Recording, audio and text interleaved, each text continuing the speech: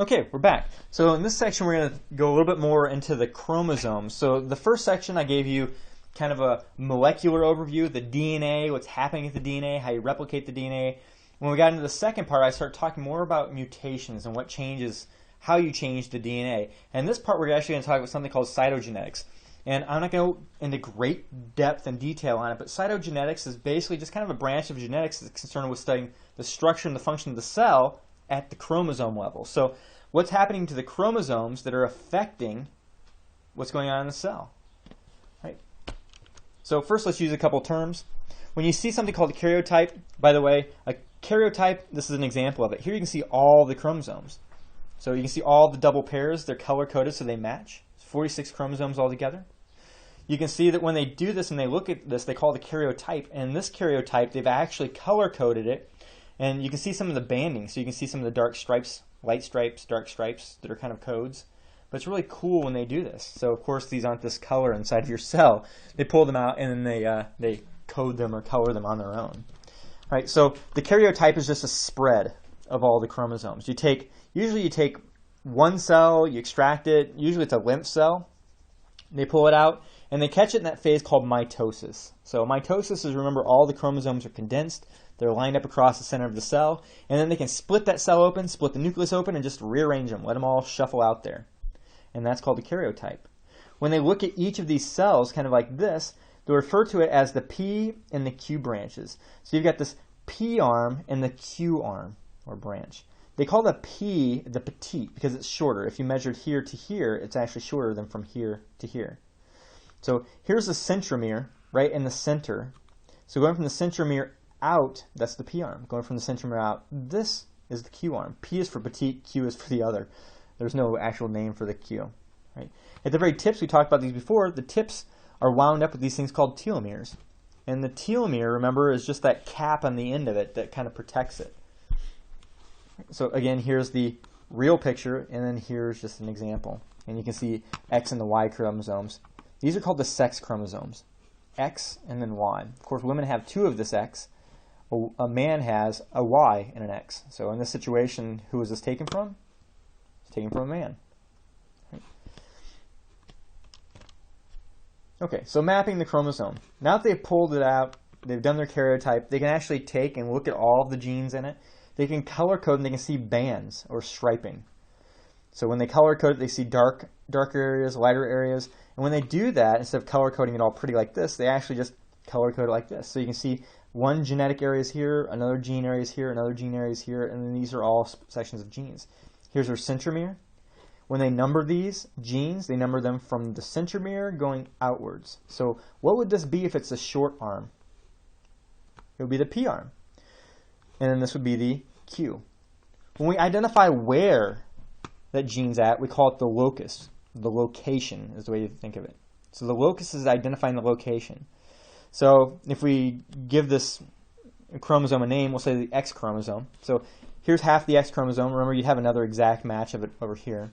But here's the X chromosome. If I wanted to go and say that where we know the genes for Duchenne, Becker muscular dystrophy, funny that I picked that one because that was related to a question that we already answered in the last section, or in the first section, muscular dystrophies. So here you have Duchenne's. We know the gene for Duchenne sits right here. So we would say that it was at the 21st locus of the X chromosome. That's how they label that. Okay, so that's the location. Alleles means that these genes aren't all exactly the same. Alleles are telling us there are different types of one specific gene.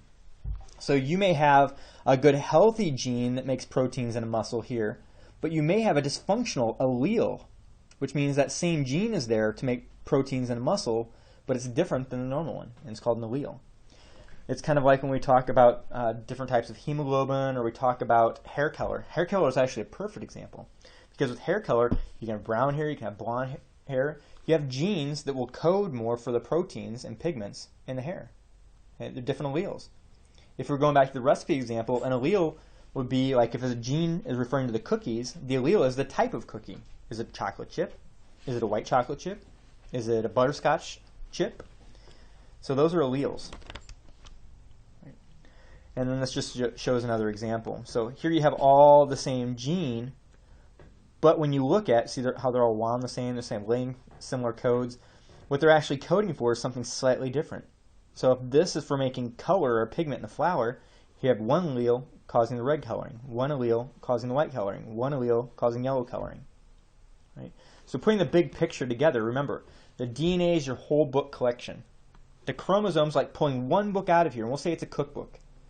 The gene is the recipe section, like the dessert section. We'll just say this is the desserts, right? And then the allele are the types of cookies in that dessert section. So that's breaking it down for an analogy. So we'll keep using the term allele over and over again. That's why I'm trying to point it out now. Okay, so as we're going on with the genetics, you want to know the terms genotype and phenotype. Genotype refers to what your genetic code is. What does the recipe say, word for word? Does it say, 2 eggs? Does it say 3 eggs? Does it say 2 cups of sugar? Does it say whatever? That's your specific code. That's what your genotype is. However, what you actually come out with is the phenotype. So genotype is what genes you have, but the phenotype is what you can actually see. When you look at someone, they may have genotype that says they could have brown or blue eyes, but when you look at their eyes and they're brown, that's their phenotype. So that means that they carry the genes for blue eyes, right? So if you want, this is kind of a fun game I found. You can type this in or click on it, and it's a little game that helps illustrate genotypes and phenotypes. It's made for kids, but it's kind of fun just the same, right? Another terms you need to get familiar with are dominant and recessive. So dominant means that if that allele is dominant, that's the one that will show. That's the one that leads to a phenotype. Recessive means that if their genotype is recessive, it's hidden. If there's a dominant present with the recessive, the dominant dominates, and that's what you see. If there are only recessive genes, that's what you see. So I'll show you a little bit more later. But dominant means that, like chocolate chip cookies are kind of the dominant cookie, because everybody seems to like chocolate chip cookies, where white chocolate chip macadamia nut are recessive. Not so many people have it. But if you were in a store and you had to choose, you saw the chocolate chip and the white chocolate chip, let's say the chocolate chip smells delicious, it looks delicious, it's the dominant one, that's the one you go with. When do you take the one you don't like? When that's the only choice, right? So recessive, when recessive genes are the only option, that's when they show. That's when they become a phenotype. Right? There's one other option, it's called codominant. So it's like having the best of both worlds.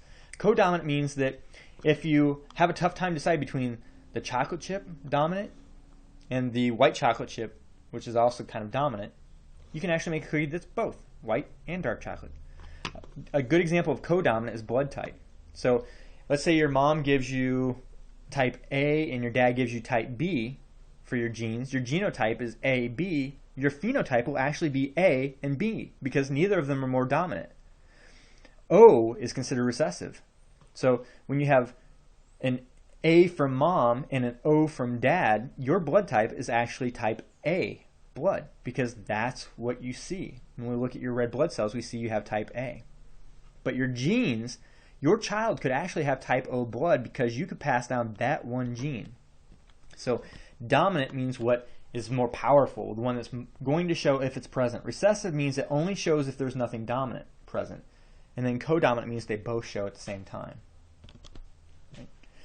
2 more terms, homozygous and heterozygous. Homozygous means that the pair are exactly the same.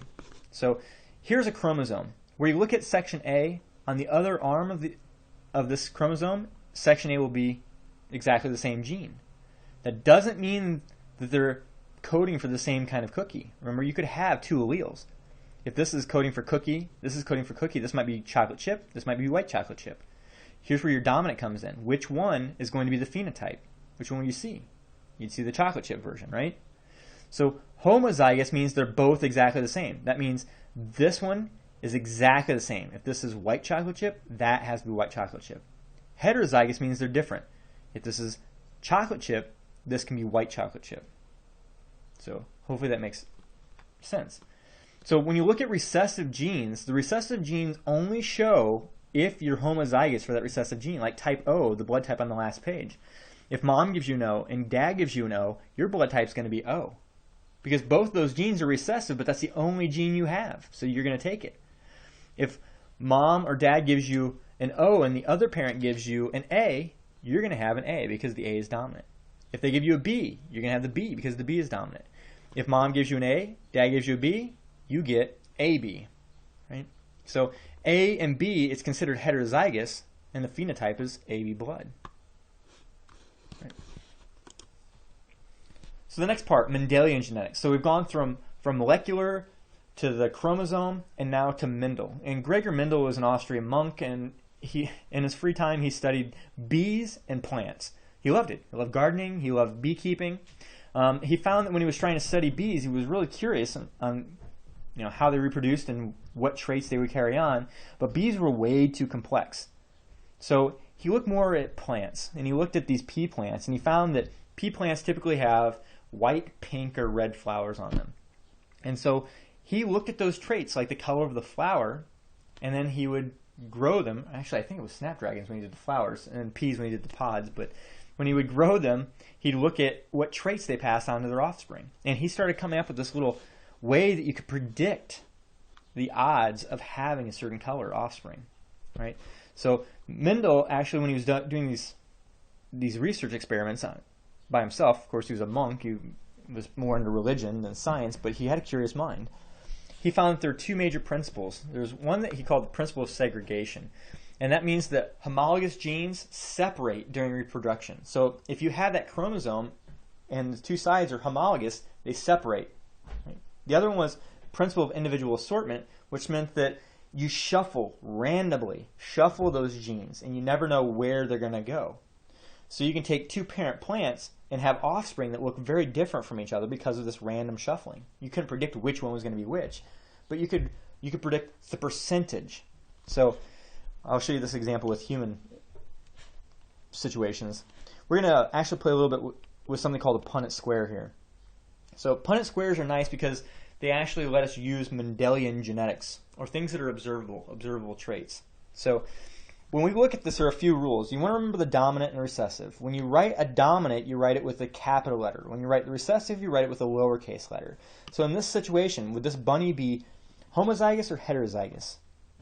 It's homozygous. What's it have? Does it have the recessive or the dominants? It has the dominants. So it has two dominants. It's going to have this dominant trait. Okay? Here, this bunny has two whats? Two recessives. It's going to have the recessive trait. What if this bunny had a capital B and a little b? What's it going to have? It would have the dominant trait. Okay? But its genotype would be carrying recessive genes.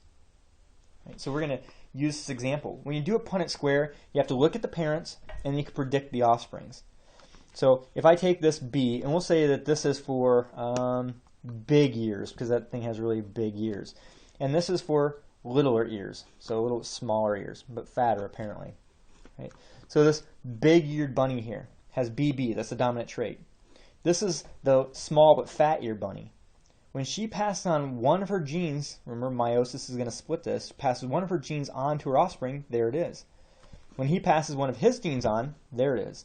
So now this baby bunny is going to have the big B and the little b. What size ears does it have? Does it have the big ears or the thin, fat ears? It has the dominant big ears, right? The dominant capital letter. Same thing here. Mom passes on to this baby. Dad passes on to this baby. What kind of ears does this baby have? Big ears. It has the dominant trait. It has the big ears. Every one of these, 100%, are going to have the big ears. 100% of these are what? Homozygous or heterozygous? They're heterozygous. So every one of them carry the trait for the thin or the small but fat ears. So they're carriers. We'll talk about these a little bit more. So take a piece of paper. We're going to write this down. I'm going to walk you through how to do a Punnett square briefly.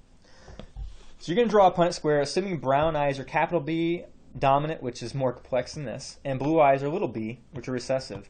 Okay? When we describe the genotypes, we're looking at the genes that these offspring carry. So let's say that this parent here has a dominant brown and a dominant brown. What color are their eyes? They're stuck with brown. They don't have any options. They only have brown. This one has a capital brown and a little b, which is blue. What color eyes do they have? They have brown. They have the brown dominant color, but they carry the trait for blue. So their phenotype is going to be brown. Their phenotype is going to be brown. But let's see what happens to their possible children, right? So when meiosis happens, it splits these chromosomes in half, right? So this chromosome with the capital B is going to go to this kid. This chromosome with the capital B from dad is going to go to this kid. So this kid has capital B, capital B. That's its genotype. What's its phenotype? Brown eyes. This kid's going to give it a capital B from mom, a lowercase b, blue eyes from dad. So it has a capital B and a lowercase b. What's it have? It has brown eyes, right? So it got brown eyes from mom. It has brown eyes, but it's carrying that gene. This one was homozygous because it was two capital B's. This one's heterozygous. This one has brown eyes, but it carries the trait for blue. How about this one? This one gets a capital B from mom, capital B from dad. It's determined to have brown eyes. It's homozygous, brown eyes. Its phenotype is brown eyes. So now we have 3 kids with brown eyes. These 2 are homozygous. This one's heterozygous. Right? How about this last one? Capital B from mom, lowercase b from dad. This kid has brown eyes, but it's heterozygous. It carries a gene from blue. So all of these kids have brown eyes, but 2 of them are heterozygous, which means their kids can have blue eyes. Right? You can do this in reverse. You can actually predict the parent's genotype if you know the phenotype. Right? So if you predict the parent's genotype, let's say that a baby's phenotype is blue eyes. Mom has blue eyes and dad has brown eyes. So baby has blue eyes. What can you assume right now about baby's eyes? Baby has a little b and a little b. Remember, the little b is recessive, the blue eyes are recessive. So for it to have blue eyes, it has to have the little b genes. So we know this is a little b, right? So we can automatically assume a little b from mom and a little b from dad. So these are both lowercase b's.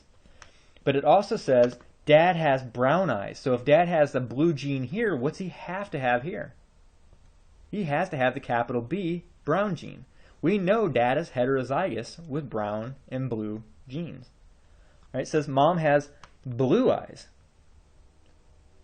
Yep, so dad has brown eyes, mom has blue. We already know mom has a little b here. For her to have blue eyes, what does this have to be? It has to be a little b. She's homozygous. So now this baby has little b, it has blue eyes. Okay? This baby, since it was a capital B here and a little b here, it's heterozygous, but it has brown eyes as a phenotype. Since this is a little b, this is a little b, this baby would have blue eyes, right? Homozygous blue eyes. Since this is a capital B and this is a little b, this is heterozygous, but the kid has brown eyes. So it's interesting, by knowing this one kid here, you could actually plug in what the parents' genotypes are and then figure out the rest of the kids. All right. Let's talk about diseases and how that applies to diseases. So carriers, I use that term. Right? So a carrier is somebody that has a disease gene, but phenotypically they're normal. They look just fine. So they have the gene for that disease, like in Tay-Sachs, there are 250 or 1 in 250 people running around there that's a carrier, but that didn't mean they have Tay-Sachs, right? They're a carrier, right? So for a person to demonstrate a recessive disease, they actually aren't just carriers. They have to have the 2 recessive bad genes. Sickle cell is a perfect example, because with sickle cell, you can get one gene that leads to the sickle cell. It's recessive, but as long as you have a good, healthy gene from one of your parents, you don't have sickle cell disease, right? And sickle cell disease, by the way, is sickle cell anemia. It talks about the shape of the red blood cells going from nice round to get this sickle shape, and they stick together and they clump together. Right? What's kind of interesting about sickle cell is that if you just have one trait, which means you're heterozygous for the sickle cell trait, means that you don't get malaria. Right? And I'll talk about that in the next slide. So let's figure this out. We'll say that here's a nice healthy gene, here's a healthy gene, here's the disease gene, here's the disease gene. So both parents are carriers. Right? Neither of them have the disease. But if you look, when they have offspring, 25% of their offspring will have a capital A, perfectly healthy. That offspring is no longer a carrier. They have healthy hemoglobin, and they're not going to carry on beyond that point. This kid's going to have one healthy gene, but one bad one. Since this is recessive, they don't have the disease, but they are a carrier. This kid has one bad gene and one good gene. They don't have the disease, but they are a carrier. So now we have one kid that doesn't have the disease and doesn't carry it. We have 2 kids that don't have the disease, but they are both carriers. And the third one, they have the bad gene from one parent, bad gene from another parent. They are homozygous recessive for the disease. They have the disease, they're carrying it. If they were to have children, their child is definitely going to be a carrier. 100% sure it's going to carry. Right, so that's how you use the Punnett Square to try and figure these things out.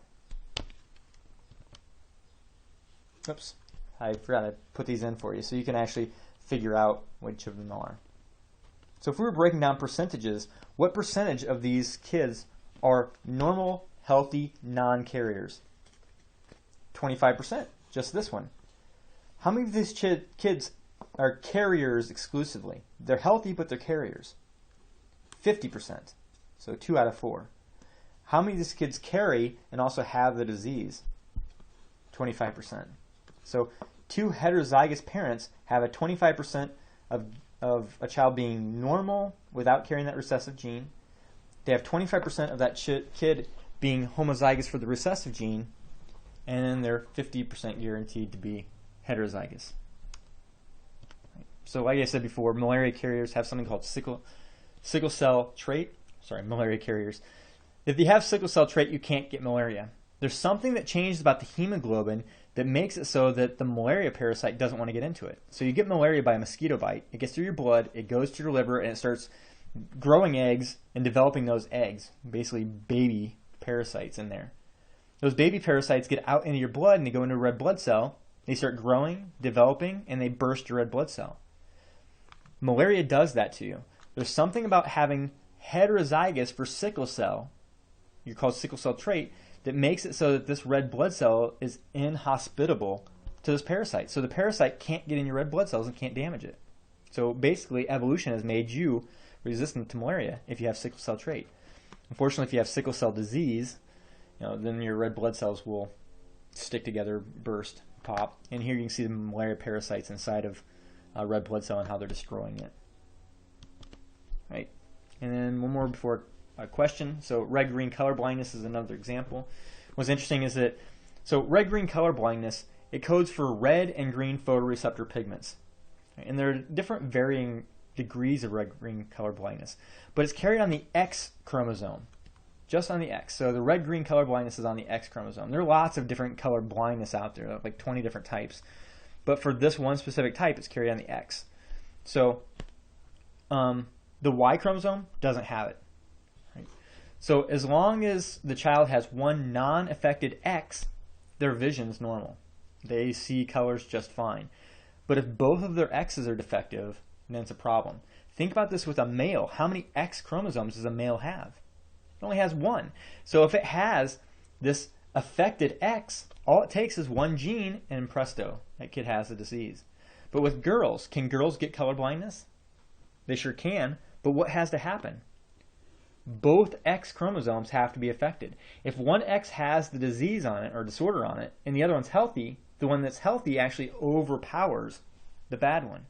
So what I'm going to have you do is I'm going to have you take this disorder and I'm going to have you plug it in to Punnett Square.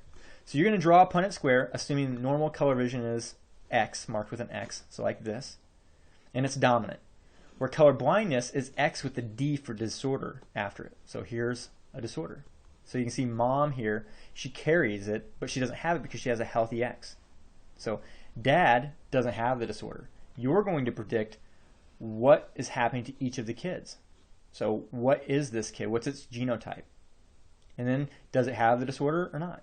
So is normal color or not? And you're going to do that. And you're going to predict the genotype and the phenotype. And then what you're going to do is you're going to see if you can predict the parents' genotypes if, so in this one here, a female baby phenotype is colorblind. So this is a female girl. You know that the female girl is going to be XX. So you may as well write the XX in here. And if she has color blindness, what do you know about those X's? Are neither affected? Is only one affected? Or are both affected? And then you can predict the parents, right? And we're going to predict that neither of the parents are, actually, does it say? Yeah, we're going to predict that the dad is colorblind, but the mom is not colorblind. So baby's colorblind, baby girl. Dad's colorblind, Mom is not colorblind. Forgot to type that in. All right. Next, so complex inheritance. This is a slide that's kind of an overview, and it's not, I don't expect you to remember every detail and every disease associated with it, but I want you to remember the terminology. So far we've actually been talking about single genes, right? Complex inheritance is not single gene. It's not one gene, it's actually several genes. And how genes interact, if you remember your physiology, they interact a lot like hormones do. So I'm going to describe this a little bit. So first, multifactorial means many factors. There are lots of factors that can affect genes. It's not just the gene, it can be the environment, it can be different genes, so how genes interact. And here are some subcategories of multifactorial. You have something called polygenetic. So polygenetic means many genes. In other words, some features about you require lots of genes to work appropriately. For instance, your hair. Your hair is not one gene, it's actually 4 genes. They have to work together appropriately to give you hair color. Skin color is the same way. There's more than one gene there. You can have multiple alleles. So multiple alleles can affect what's going on. Remember A, B, and O? You have an A that's affecting you, the B that's affecting you, that can be codominant. You have the O that can be recessive compared to these two. So it's more than one. If you have the gene for A and the gene for B, you have AB. Right? Remember, if you have A and O, you have type O phenotype. You can have things that are called complementary genes, where genes depend on each other. They work because the other ones let them. If you remember with hormones, we call that permissive. One has to be present for the other one to work. That's multifactorial. Right? There's collaborative genes, where 2 can actually interact. One does one thing, another one does another thing, but when you put them together, they actually have this synergistic effect where they do something completely new, something different. So when we talk about hormones, it was called synergy. Here they work together. Okay? You can have something called epistasis, where one gene will actually shut off or compete to turn off another gene. So like I said before, some of these characteristics, you already have the concept down from hormones, just apply it to genes. Some genes compete. They shut each other off. Some genes work well together. They synergize. Some genes have to be present for other genes to work. So they're permissive. Okay? And then multiple alleles means different types of genes. And then polygenic means many genes. Right?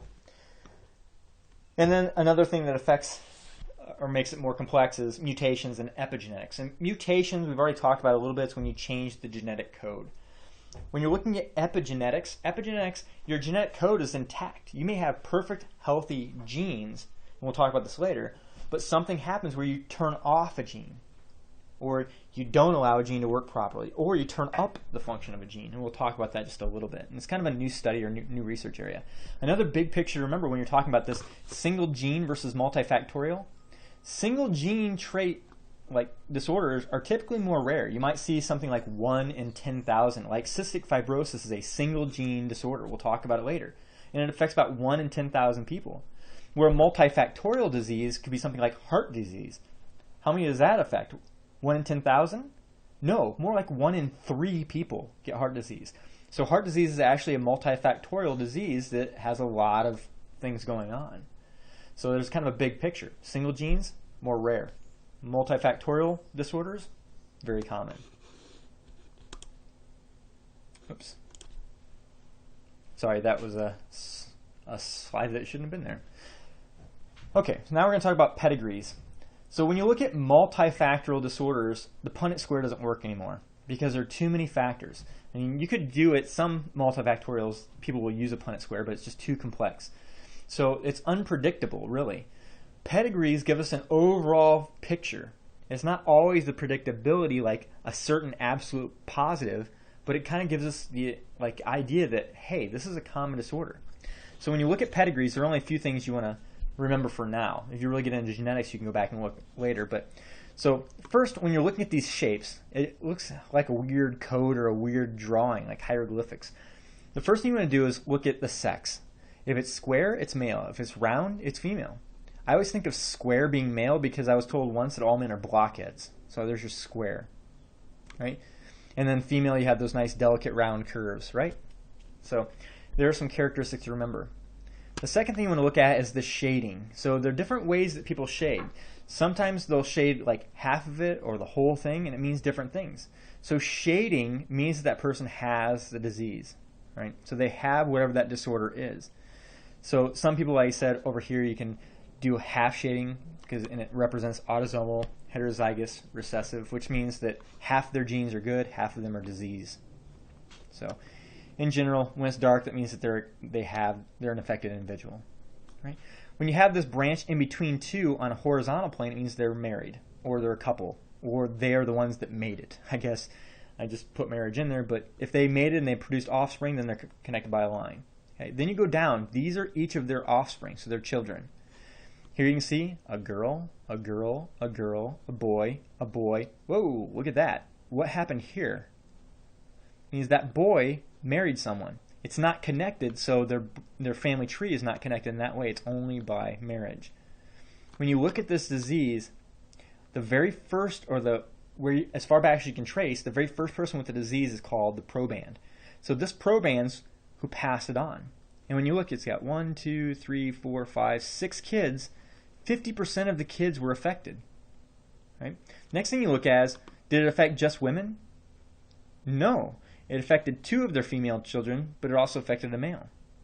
Right? So you look at information like that, right? And you just keep following it down. So you're following the heredity of that gene. You can keep passing it down generation to generation. Right? And then you can see lots more marriages, lots more grandchildren. Here you can see that none of the kids are affected. It doesn't mean that they're not carriers, but they're not affected. So we can take a pedigree and we can actually apply it to a single gene disorder that you could use. For a single gene disorder, you could use a Punnett Square, but you can also use a pedigree, so it's just a little bit more advanced. And this Huntington's disease, remember that triplet repeat that happens over and over again? Here's actually the Huntington's DNA. What's really nasty about Huntington's is every generation gets it worse than the one before. So that DNA keeps repeating. You have a child that has it, their repeats even longer.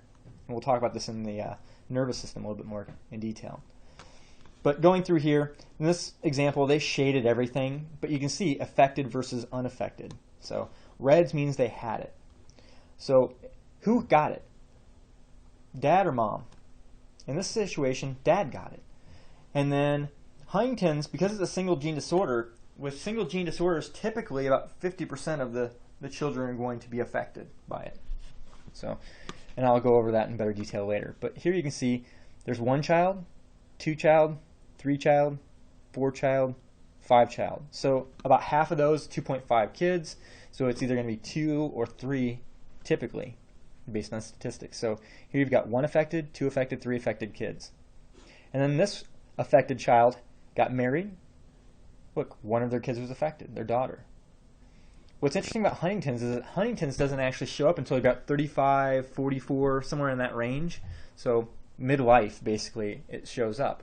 So at that time, you've already had children. So you never know if the kids are going to have it until they hit midlife, or they can have a genetic test for it, which we'll talk about later in the nervous system. Right. You can do this with things like breast cancer, heart disease, which is kind of cool. They do it a lot with heart disease. Is that now we're getting more specific. Since we know some genes that contribute, you can take something like heart disease. You can look at, by the way, the slash means they died. So you can look at the carriers, you can look at the people that had the disease, and now we can actually add the genes to this pedigree. Right? So this is just an example where they put the genes on. And then you can actually make this pedigree rounded, and you can see it in an overview. So people do a lot of things with pedigree to make it look more interesting or make it more easily accessible for them. You can look at breast and ovarian cancer, so you can see how they spread. Right? And you can see breast cancer. These people had breast cancer. Right? These people had ovarian cancer. These people were carriers for it. So you can look back and actually identify some of the carriers based on your family tree. So you can see here this person had breast cancer and passed it on. Well, this one didn't get cancer, but he was a carrier. Okay? She was a carrier. She got cancer, breast cancer. She got ovarian cancer. So pedigrees are handy, and I'm not going to make you do a complex test with pedigrees, but just understanding the general idea of pedigrees. So if I asked you a question like who is the proband, was it male or female, you could go back and look at the very first one. In this situation, who's the proband? Mom or dad? Mom was. She was the first one that had the disease, and then she passed it on generation to generation. And this is actually revolving around the BRCA gene. Right? Polygenic traits actually demonstrate, they can be quantified. Missing a word here. Demonstrate quantification, so they can quantify it. When I was talking about hair and skin color as an example. So father is African American, mom's pale Caucasian. Okay? There are many genes that go into their kids. That's why the kids don't look specifically like mom in skin color or specifically like dad in skin color. They're actually a blend. It's because skin color has this scale where it's not absolutely dark skin, absolutely pale skin. There's a lot of range in between. You can have pigments that are more red in color, pigments that are yellow in color, pigments more brown in color, pigments that are lacking in color, which gives us, lots of ideas of when describing people's skin, what tone of skin they have. We call them quantitative because they vary on a scale. They're not absolutes. They vary. And the reason this is important is because there are some diseases that are like that.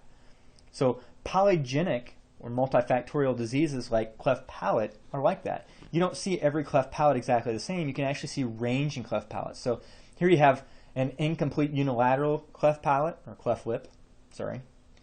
So cleft lip is just the lip. The palate you can see up at the roof of the mouth, palate. So this is cleft lip, and goes right up through the plate. And then you have bilateral on both sides, right? And then this one's isolated or median. It goes right down the middle. And you don't have to memorize the different terms. It's just, you can see it's a varying scale of what happens to the children. And some of these can be really, really dangerous. Like imagine trying to eat food while you're trying to breathe at the same time. So you're trying to chew your food, you'd actually have to stop breathing to be able to chew your food. Right? So it can be really dangerous. And it's pretty relatively common. The ratio is about 3 to 2, male to female. And you can see based on ethnic backgrounds, it varies too. So about 1 in 1,000 Caucasians, about 1.7 Japanese, about 0.4 in 1,000 American blacks. And then most of the cases are actually sporadic. And it's because there's so many genes that are playing like interconnectedness that it makes it difficult to trace it sometimes. Right? When we look at those genes or those traits, there's more than just the genetics. There's also environmental factors going on. So we call this the multifactorial inheritance threshold model. It's the threshold model. You've got a typical scale of all the genes that are out here. It's a bell curve. This is an example of height if you don't know what a bell curve is. So here you have short, here you have tall people. You can find that they line them up by their height. So maybe it's 5 foot, 5'1", 5'2", all the way up to 6'3", 6'4", taller people. And you find they line them up where very few people were under 5 feet. A lot of people 5'1", 5'2", 5'3", look at all those. And so they've got this range in the middle.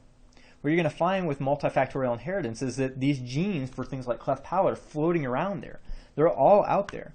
When we looked at the ratio for cleft palate, you can see that men get it more often than women. The threshold model, the big picture is that when you hit this threshold, that combination of genes, you're going to have the disorder. So general overview is that here's all the genes out there in circulation. Okay? On average, most people have those genes floating around there, but when you have too many of the genes, when you fall into this higher end, you're going to have the disorder. So the threshold is at what point you have too many. And you can find that male hit that threshold a lot more frequent than female. So when you look at diseases that are mostly female or mostly masculine diseases, you can kind of think this threshold model in the back of your mind. Right?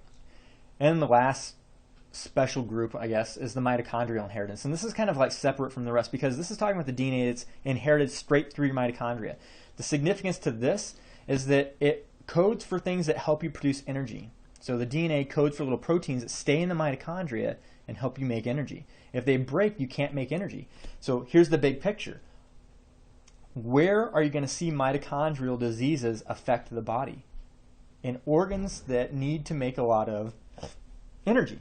Yep, if organs need to make a lot of energy, that's where the mitochondrial inheritance is going to make a big effect. So places like the GI tract, where you're constantly making energy. The heart, where you're constantly trying to pump. The brain, major organs, right? The next major key is that you get mitochondria from your mom only. When an egg is fertilized by a sperm, only the DNA from the sperm get in. No mitochondria get in. Remember, the mitochondria is in the mid piece, and that stays actually on the outside of the sperm. So only the DNA comes in. Your DNA that's in your mitochondria is always passed down from your mother. So she passes it down to every child. whether it's male or female, they get exactly the same DNA that mom had in their mitochondria, in the mitochondria specifically, right? So all the offspring get it. And then these disorders affect high energy organs, like I already said, GI tract, brain, heart. So usually when you see these symptoms, they affect the brain, the heart, and the GI tract. What's interesting is that we really didn't understand much about mitochondrial disorders until recently. So a lot of times when somebody has a mitochondrial disorder that they inherited from their mother, they get classified as some other disease with weird or atypical symptoms. So they may get classified with having some kind of a liver disorder that has atypical symptoms affecting the brain and the GI tract that you wouldn't expect. But in reality, when you see those things, higher energy organs, 3 organ systems together, you want to start looking at the mitochondria. So that's kind of the key with it. Right? And here you can see a pedigree. Who had the disease? Dad or mom? Mom. How many of her kids got it? 100% of her kids got it. Look at this. Dad can't pass it down, remember? His mitochondria doesn't go. So what about this boy? When it has kids, what do you know about its offspring? Dink. The disease stops there. None of his offspring will get it. But what about the daughter? Every one of her offspring get it. What about her son's offspring? None of them get it. So you can see the pathway. Memorizing the names for every disorder, nerve-wracking. So we could go through 10,000 different genetic disorders, or I can teach you the principles. And that's what I'm trying to do, is I'm trying to teach you the rules for genetic disorders. So when you see mitochondrial inheritance, usually the signs or symptoms are high energy organ dysfunctions, usually 3 at a time, because it's affecting all of the mitochondria. So it's not like one organ's mitochondria, it's affecting all of this kid's mitochondria, right? Because all the mitochondria came from mom's egg. For every cell in the baby's body came from that one egg's mitochondria. So, like I said, try and pay attention to the rules, not memorizing every disease. When I have you know a disease, it's more the rules behind the disease I'm having you memorize, not persnickety details like 1 in 25,000 kids are going to get it, or specifically, this is exactly how it happens, blah, blah, blah. It's more of the general idea, so that you can apply the principles from one disease to the next. And I'll see you on the next video. Oh, sorry, I have one more. Almost jumped ahead. So everything so far we've actually led up to explain transmission of genetic diseases, how you pass it on. And the big theory is called the chromosome theory of inheritance. So chromosome means you pass it on. Your DNA, your molecular, your genetic, you can pass it on by Mendelian rules. And this chromosome theory of inheritance actually takes Mendel's rules and applies them to chromosomes, because he didn't know what a chromosome was. It takes like laws of segregation and independent assortment, or individual assortment, and puts them all together. And it says things like chromosomes have genetic material. We know that, right? He didn't know that. He didn't know it was a chromosome. They didn't have electron microscopes back then. We know that chromosomes replicate and they carry the genes. It's because of the chromosomes, right? Whether it's your chromosomes or DNA that's inside the mitochondria, or it's in your nucleus. And then eukaryotic cells have homologous pairs of the chromosomes. We know that. Non-homologous chromosomes segregate independently. Hello, Mendel. And then each parent contributes one set of those chromosomes. So Mendel understood these rules. He just didn't know it was because of the chromosomes. So we've been talking about how you inherit, and those are called the modes of inheritance. So that's what you've been learning.